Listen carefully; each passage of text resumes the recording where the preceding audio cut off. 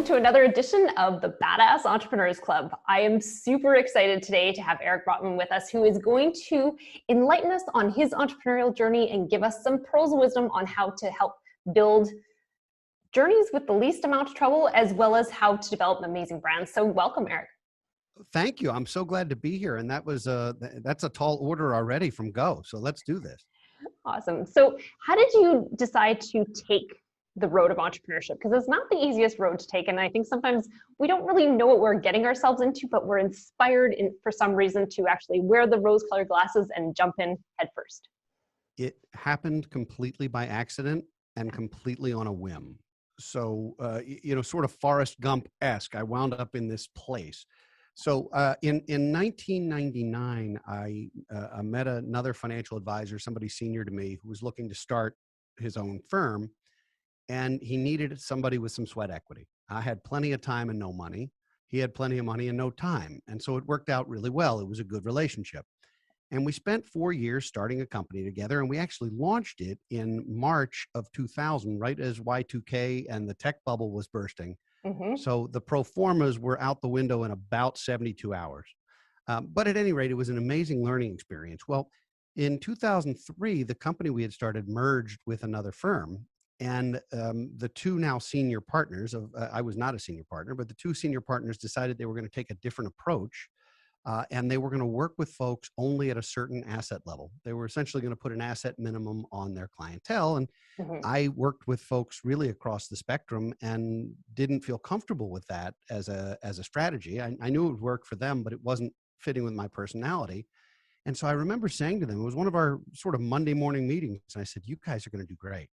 I really think this is a good move for you, but that's not the right home for me. And they sort of both looked at their laps, almost like, we know that. And so instead of making it a divorce, I thought, well, this is a chance to graduate. And I said, well, listen, I said, give me 3 months. I'll start my own shop.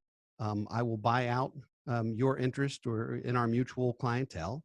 And if you run into folks across the next couple of years who you feel are not optimal clients for you, we can do some joint work together and it'll be a way for me to grow a business. Mm-hmm. And they loved it. And so that's what I did. I literally on the spot Monday morning said, I'll just start my own firm. And then I left the room and I had exactly one employee with me. And she was somebody who was being paid by the firm, but she was my first ever hire. And I said to her, I said, well, here's what's happening. I said, I'm leaving the firm. I said, and I'm allowed to take you with me. And we referred to that as our Jerry Maguire moment. It's like, mm-hmm. Grab the goldfish, we will have dental, right? Right. And we literally started a company from the ether. We were managing all of $6 million for mutual clients, which was not certainly enough to create the kind of revenue that would start a business. So I had to get started with no salary and with a small shared office space and had to figure out how to pay for it all. And I know we're going to talk about that, but it really happened by accident. And it was the best thing that ever happened to me. That's amazing. And that leap of faith to going into no salary is something that I think the new generation of entrepreneurs sometimes doesn't get, right? I think our generation and older, that was the thing. You're like, okay, well, if I start making money in the first 3 years and actually can pay myself, that's awesome. But a lot of times they're going in thinking that they're going to own a job, they're going to be able to make money to pay themselves and pay their employees, and things are going to be sunshiny and full of unicorns and rainbows. And that's not often how it works. Even now, even though they want that, that's not usually what happens. And I find that's why a lot of entrepreneurs actually fail, is because they think they're going to have that out of the gate. And then it's a rude awakening and they get scared and move on. So how did you were you a little bit scared that you weren't going to have a salary? Were you worried about that?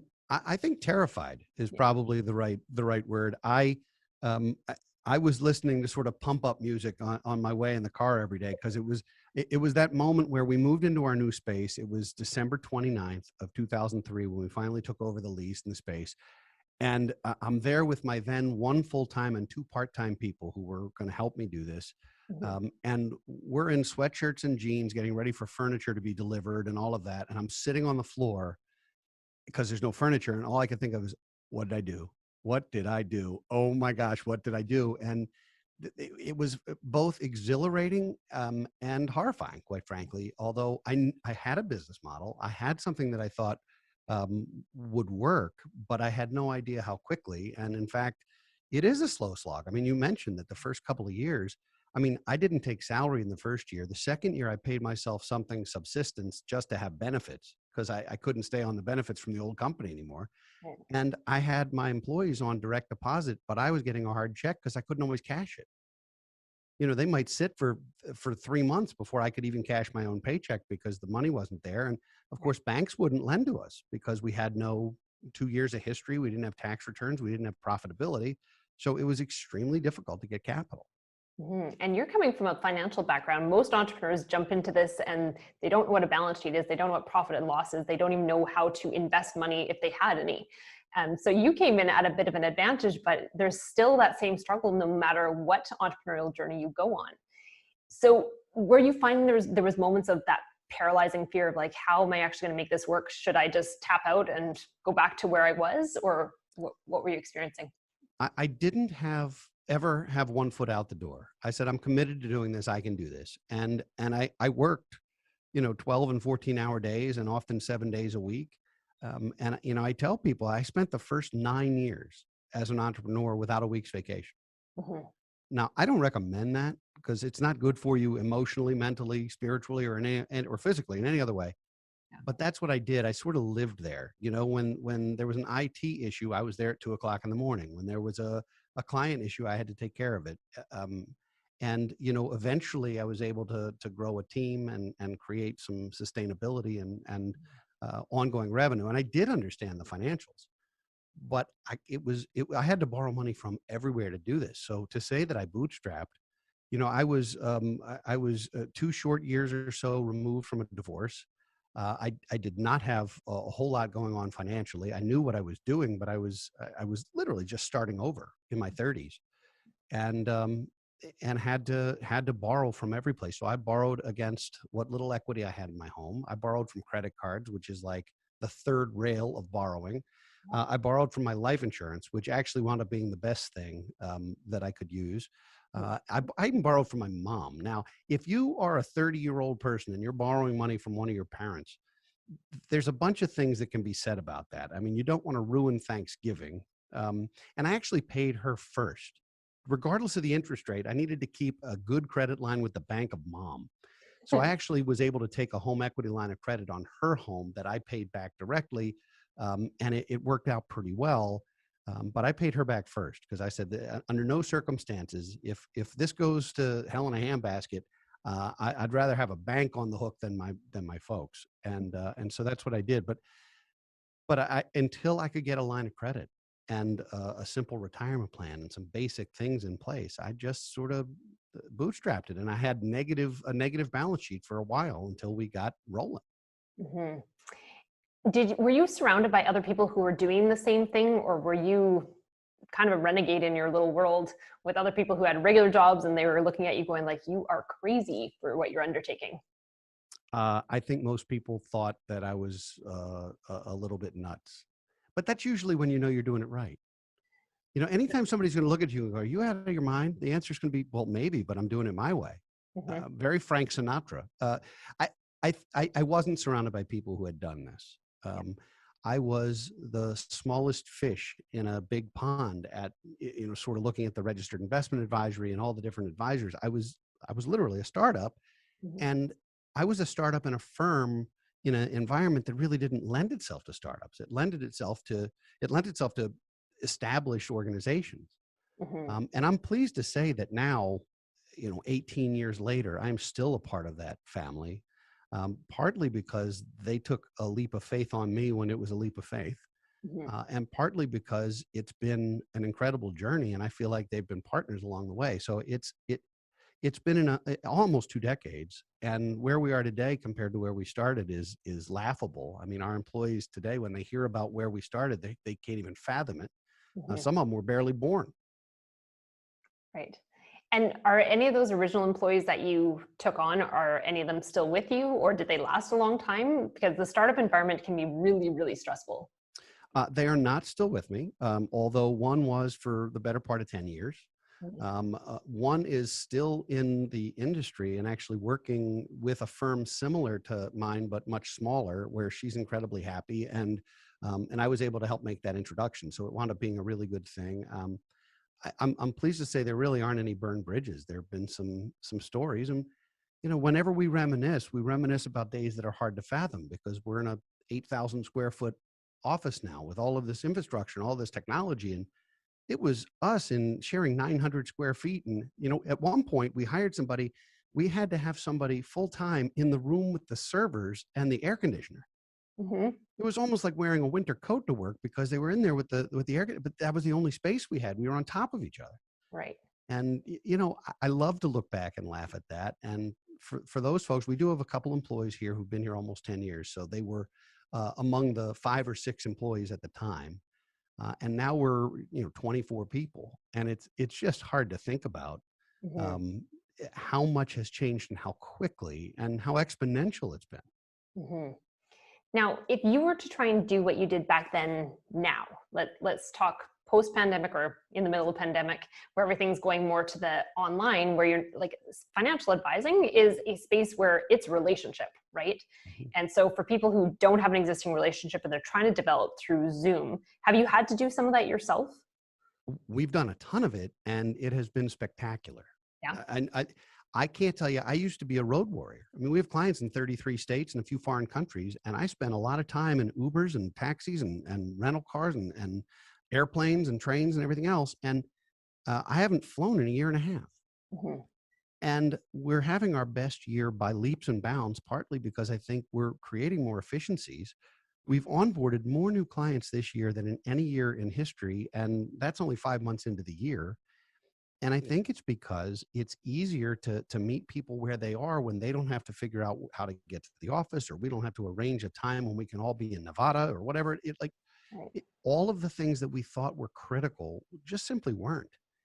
And so, we're now onboarding new clients, about 6 families a month. And those families are joining us. And in most cases, it is purely by Zoom. Mm-hmm. And I'm incredibly grateful at the technology that exists and blown away. And I booked a flight for later this year, and it's my first flight in a long time. And it's going to be weird being at the airport. And I used to know everybody who worked in every shop at the airport and the restaurants. Right. And now I'm going to feel like a stranger in a strange land. So it's going to be an interesting experience. Mm-hmm. I like what you said about meeting people where they're at. And that's one thing I've seen across lots of different industries is that with the technology that we're using, we have the ability to access people in their own home where they're actually more comfortable. And I think oftentimes there's less barriers, there's less boundaries there because they're in their environment and they're comfortable. If you're going into an office that you don't know and you're maybe a little bit ashamed of what you're bringing forth and you're like, oh, I'm kind of a mess and I need help, that can be a really vulnerable thing to go into a foreign space. But when you have people in their home, are you finding they're letting their hair down a little bit more easily? I don't know if it's letting their hair down, but they certainly have access to things more easily. Yeah. So if we're sitting in the conference room and I say, oh, I'm going to need to see your December 31st statement for this account. Well, it used to be, all right, I'll have to get that to you. Now it's like, oh, it's right over here. Mm-hmm. Or I can download, or I have. So people now have all the things that they need, and they can access their own sort of physical files in addition to the online ones. And in the same way, I no longer have to say, I'm going to have to check with that employee or what have you. I can now say, oh, everyone's able to patch into this call. We can do, we can do mutual Zooms or whatever. We can get the answer directly and get it quickly. And so I think it's been more effective, more efficient. I don't think it's a hair down thing. I think people are either going to be comfortable with me specifically or with us or not. Mm-hmm. I don't know that they're more comfortable because they're in their home. I will tell you that I haven't worn a tie in a year and a half. And I'm now wearing polo shirts. And, the big joke with Zoom was I'm all business from the waist up and none of your business from the waist down because we're all on camera now. But our office has gone casual and not sloppy, but casual. And our people are so much happier. Mm-hmm. And I'm so much happier. I didn't go to a dry cleaner for over a year, and now it's sparing. It saved us time. It saved us money. We spent almost $30,000 less on travel than we budgeted last year because we didn't go anywhere. Yeah. So we're creating profitability and efficiencies. We're spending more time with clients and less time with flight delays. I would say that, and I would never say that the pandemic was a good thing. Of course it wasn't. Lots of people lost their lives and their livelihoods, and people suffered around the world. I would say that being relatively nimble and being able to navigate that adroitly created a tailwind for us. Hmm. Yeah. And I think for a lot of people, it was really scary. For a lot of companies, they pivoted and just went with it and did amazing things with it. What would you say some of the biggest learnings that you've had in the last 5 years with your business that would help maybe a new entrepreneur to think differently about their journey? My biggest epiphany was that I am an awful manager. Awful. I didn't get into this business because I wanted to run a company or manage people. I got into this business because I wanted to work with families and do financial planning and wealth management. And so getting to a point where we now have multiple partners and some of them are terrific at managing people, so I don't have to, has been wonderful because I think I'm a good coach, mentor, trainer, colleague, and a terrible boss, just a terrible boss, and not on purpose. I Hmm. just, I think we have different skill sets. And so it's okay for me not to be great at that. You can't be great at everything. So I have learned in the last 5 years, not only from a partner standpoint, but from an employee standpoint, a couple lessons. One, surround yourself with people different than you, people who have different strengths, different skills, different backgrounds, different philosophies, and then listen. And when you hire people, hire great people and get out of their way. Let them make sure they're trained and know the basics, but then let them do their thing. The decisions we make as a company now are made mostly by committee. Hmm. And that's not to slow things down. It's to make sure that we've got a reasonably big tent. People are able to opine about things where they're more in the trenches than I am necessarily.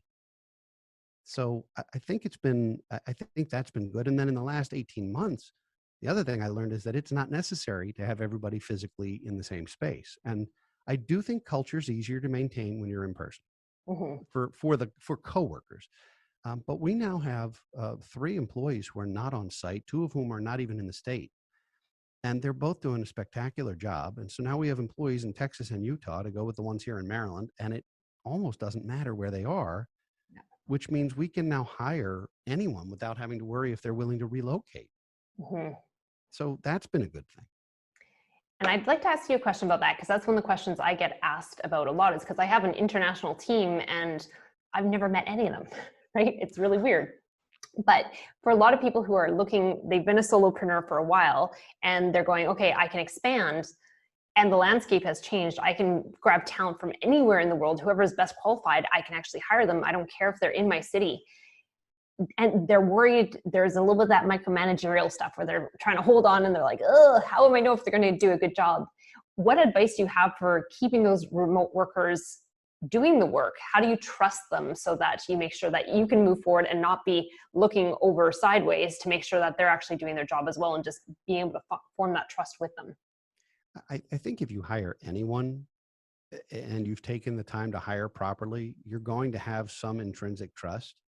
I think trust is relatively easy to establish. It's also very easy to destroy and almost impossible to rebuild.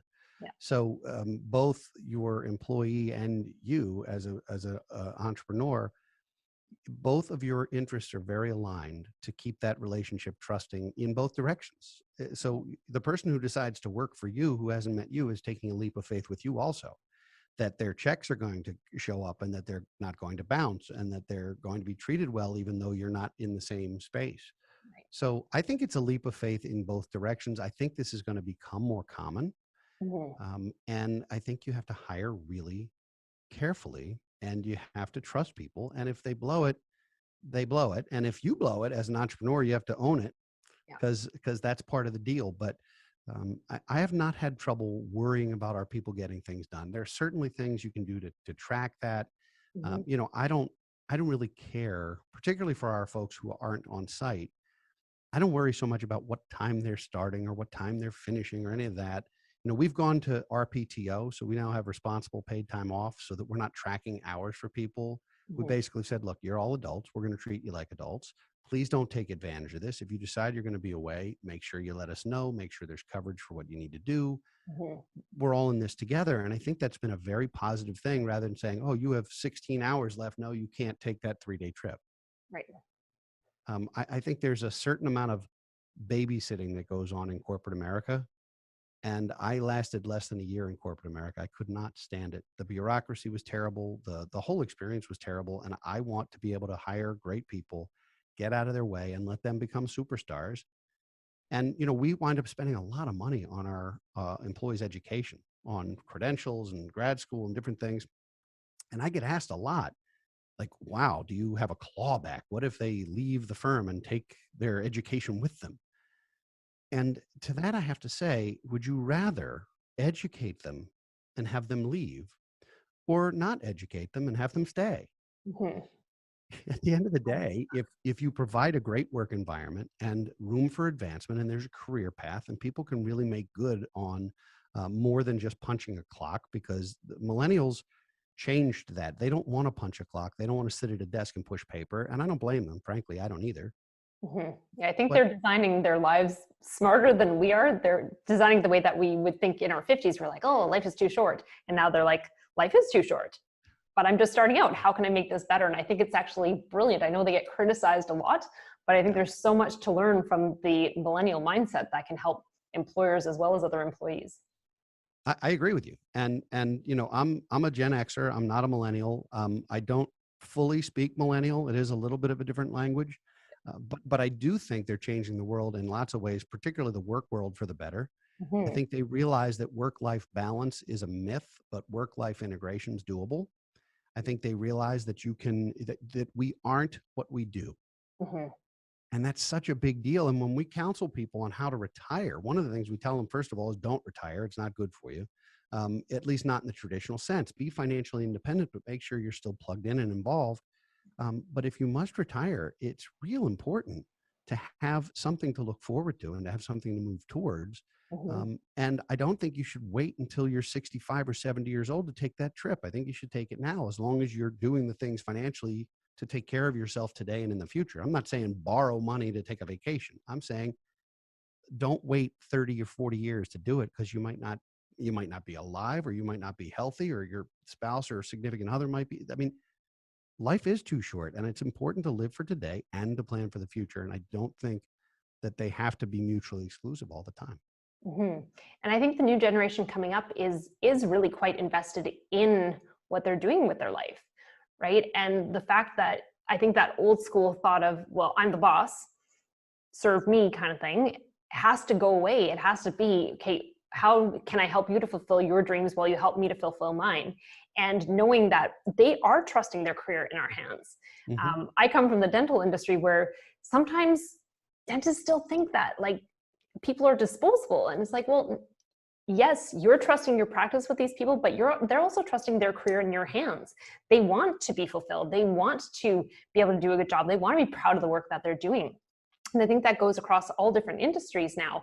And the new generation has really made that clear, that they are invested, they are plugged in, but they also want to have some freedom, which I think our generation still thinks, well, you need to give the pound of flesh, you need to climb the corporate ladder, and don't expect to get up there until you've actually spent 10 years slaving at the bottom. And I don't think that's necessarily the way that it has to be anymore. And I think with the pandemic too, we've changed globally how we interact with employees. You don't have to be the best person in the city or the best person that you can import. You can be the best person for the job no matter where you are. And as long as you are getting the work done, a lot of employers will be very happy to take you, as long as you're accountable for yourself. And I think that's where that trust that we're so worried about, if someone's going to mess up our company, can start dissipating, because we have people who are competing on a global marketplace to actually get those jobs. And so they know they have to do a good job. Otherwise, the next person will get it. I agree with all of that. And for the record, I was at the dentist 5 hours ago, and you just made my palms sweat. So why we had to discuss that right now, I do not know. But I come from a long line of dentists also, and I'm glad that that's not the path I chose. Yeah. That's amazing. So is there anything else you want to leave the listeners with before we head out today? The only thing I'd say is that it's imperative to start now. If you're looking to, whether it's you're looking to start a company, you're looking to build an organization, you're looking to build your own wealth, all of those things require action. They're Mhm. not going to happen by accident. There might be some fortuitous things that happen along the way, but you have to be intentional about this. And I would say start immediately, and start with inventory. Be real honest with yourself about where you are, both where your resources are financially, but Mhm. also where your talents lie. It's not enough to be good at something. You also have to enjoy doing it, or it will be a labor that you hate. So I think start immediately, be real honest, take a real appraisal, maybe ask the people closest to you in your life, what do you think of this idea? Mhm. Um, if there's diverging opinions, that's helpful. If everyone says you're out of your mind, that's not necessarily a cue not to do something, but it does mean you best think about it and make sure you know what you're doing. So um, Mhm. that would be my advice is don't wait. Life's passing by while we wait. And if you've got an idea, or you've got a dream, or you've got a plan, live it and go for it. Yes.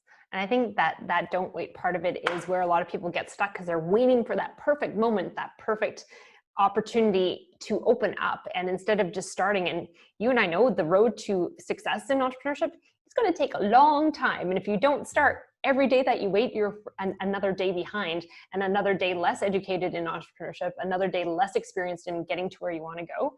And it can be so hard, especially if you're a perfectionist, to just start and be like, this isn't going to be perfect. It might not be pretty, but I'm still going to try it anyway and start moving things forward.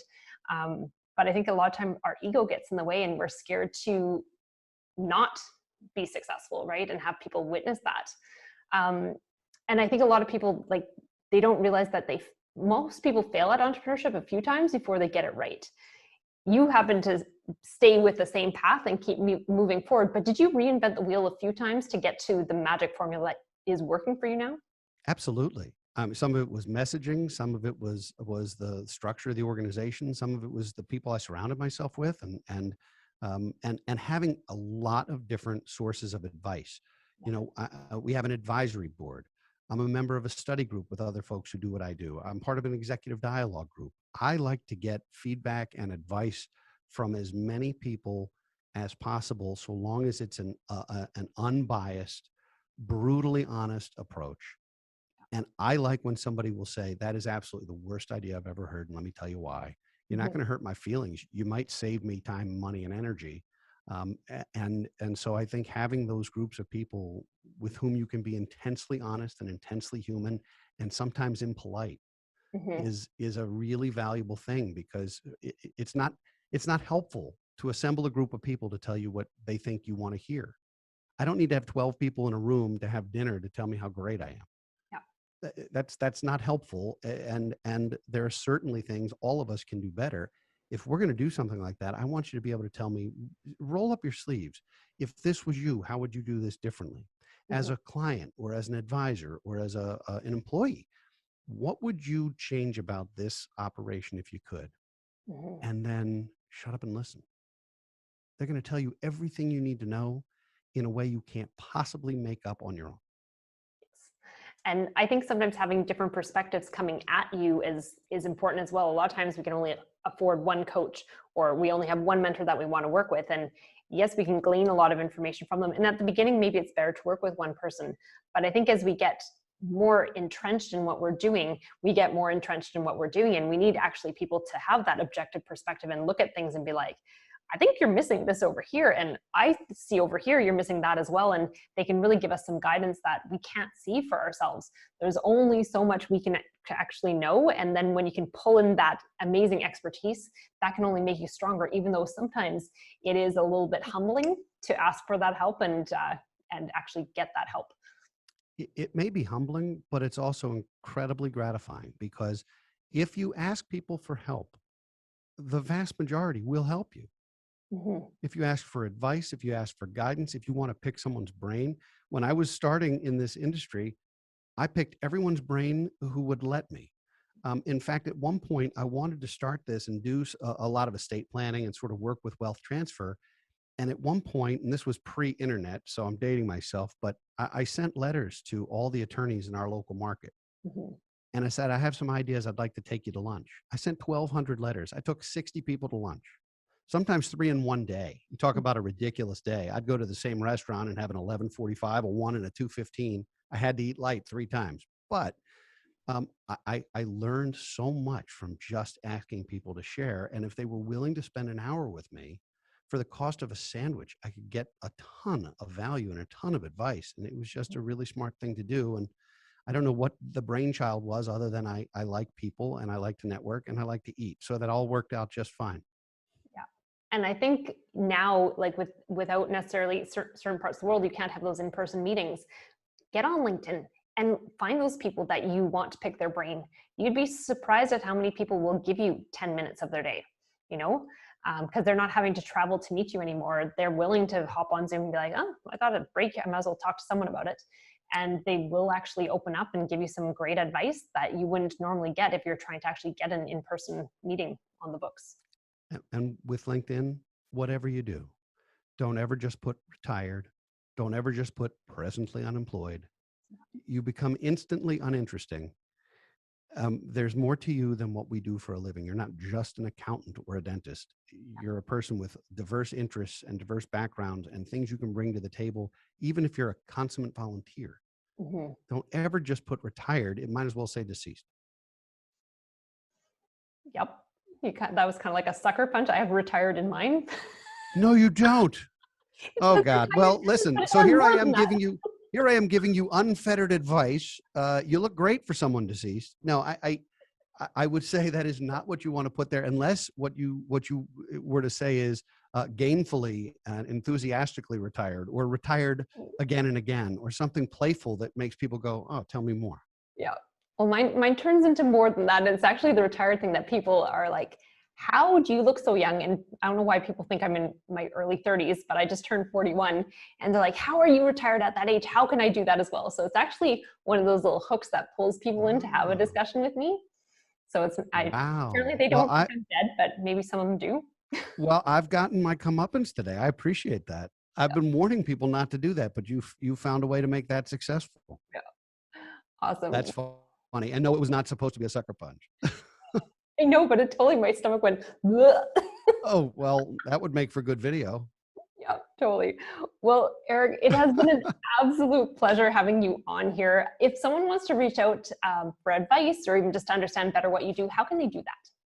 The best place to find all of the resources and everything that we're doing is at brotmanmedia.com. That's where you'll find the podcast and our books and workbooks and online courses and those types of things. And I'll just tee up bfguniversity.com is a spot for some financial literacy training and education. The first course is out. The next one's on its way, and the first one's free, and an opportunity to learn a little bit about some of the basics of finance. And I hope people will check it out. Mm-hmm. And as entrepreneurs, the more we know about finance, the better. So that's a great resource for people to check out. Thanks for sharing that with us, Eric. Oh, it's been great. Thank you. Okay, enjoy your day. You too.